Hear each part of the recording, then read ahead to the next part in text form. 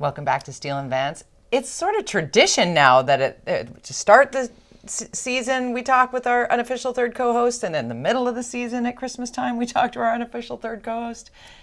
JANN ARDEN is one of those people who you all love. You love her music. You love her writing. She's one of those people you think, darn it, how can you be so good at so many things? And kind. I've got a couple of her books, Memoir and about Feeding aging, right? And now she's got a new book. And this one is delving into the world of fiction called The Bittlemores. There are talking cows, JANN ARDEN. How can you not love talking cows? There's the cover of the book, and here's the author of said book. Welcome to the show. Hey, congratulations on this book. I mean, I've read about it, but I'm not going to try to say what it's about. I'm going to let you tell us what is The Bittlemores about? Well, first of all, so great to see you guys. Thank you so much for having me on the Steel and Vance show. I love what you guys do. I love the opinions you express. I love that you put it out there and you always prepare yourselves to kind of face a lot of vitriol and people that don't agree. And I love the guests that you have. Anyway, it's very inspiring. It's very inspiring. The Bittlemores is really a story about why people turn out to be so crappy. This is aging couple. They've been married a long time. They live in a farm setting. I don't really say where, although, I totally picture the prairies. Life starts out pretty good for them, and then it starts unraveling. There's miscarriages. Mrs. Bittlemore endures.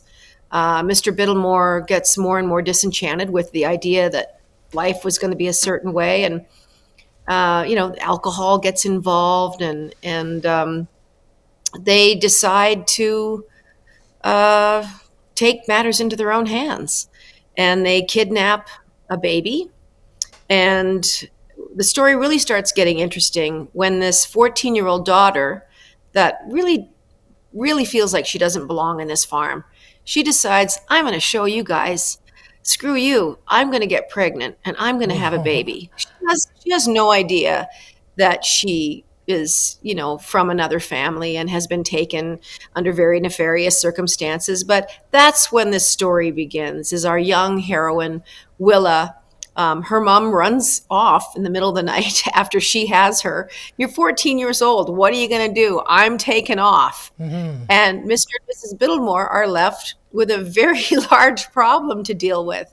And of course, there's a cold case investigation where a young police officer gets involved. And yes, Jody Vance, there are talking cows. And they don't talk to people. No. They talk to each other, which I thought was a little plausible. But, it's a fun story. It's definitely, like I said, why do people become the way they become? So there's an origin story. And it was a riot to write. It took me a long time, off and on for 12, 13, 14 years. Wow. Good for you. Yeah, I know. I want to ask you specific to that process, because you've told me this before, but I want Linda and our viewers to be brought into just how the process of writing was for you. I mean, you, as Linda points out, have done so many things. We've got a stack of your books here on the set, and how different this was, because it was something that was over the course of the better part of a decade and a half, and how the volume of what you ended up having to edit down and what that process was like for you. Well, thank you for bringing up that very embarrassing fact, Jody. Yes, my editor, when she got the manuscript, she's like, because you are a inexperienced writer when it comes to fiction, 40,000 words got taken off. And she said, your side stories.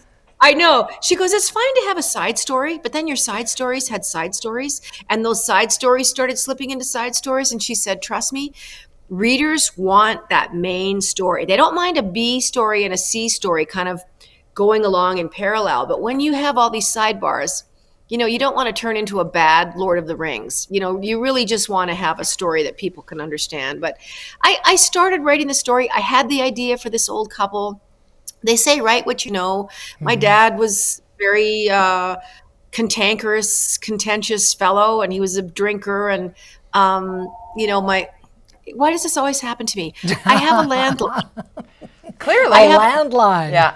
Wow, that's very retro, Oh, she's going to go Jen. answer it. Hold on. I want to know who's on the phone with Jen. This is a new part of our reality series here on Steel and Vance. Who's on Jen Arden's phone? I have a landline because I have an alarm system in the house. Oh, okay, you have to.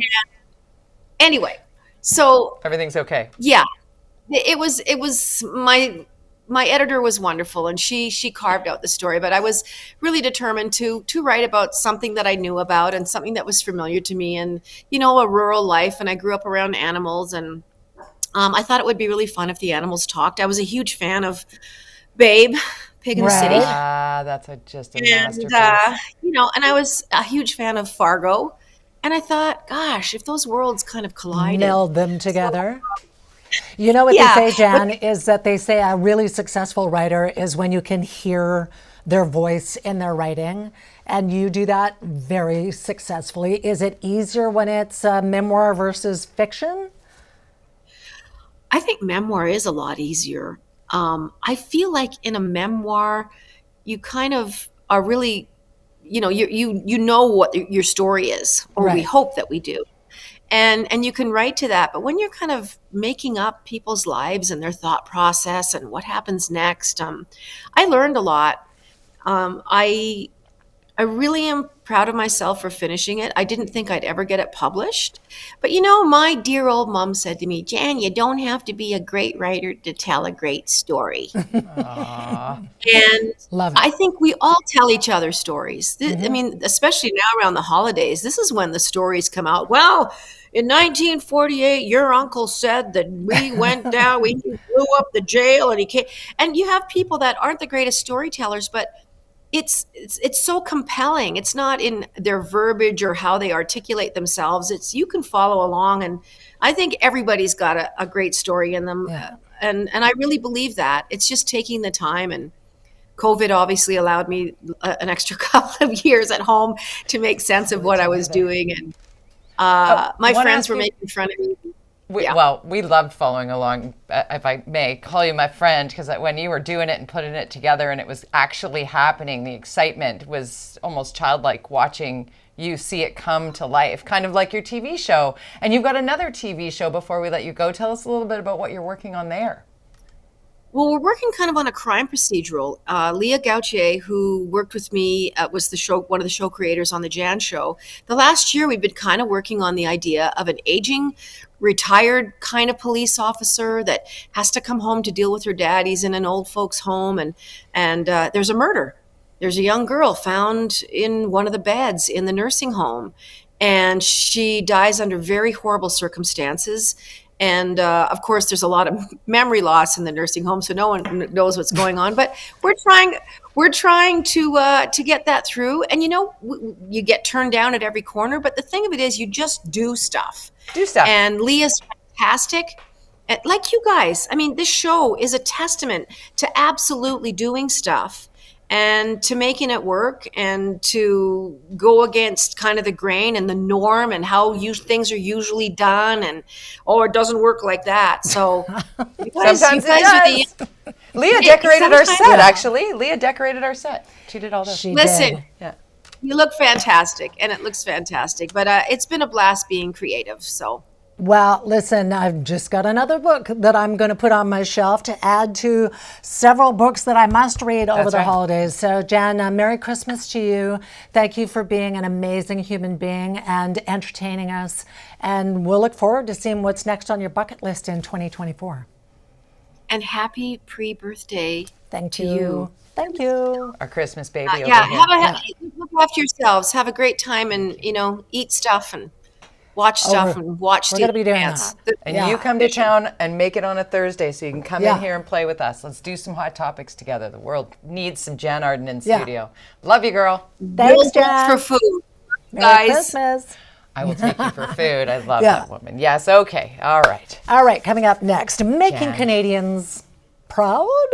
We're going to tell you what's up with this guy. What the hell is wrong with people? This is straight ahead. Cannot with that. Oh, geez. Okay. Viewing party. That'll get that visual out of my head. Our viewing party brought to you by Romer's Steamship. This is Rebecca in Richmond. Hello there. We have Shelley and Owl in Blizzard. Hello, Owl's a beautiful black cat. Tom in Winnipeg. You're a regular on this. You love us, Tom, and we love you right back. The Two family in Richmond. Look at this, guys. I love it for us. Merry Christmas. Send us your viewing party photos. Viewingparty@chekmedia.ca will announce our winner next.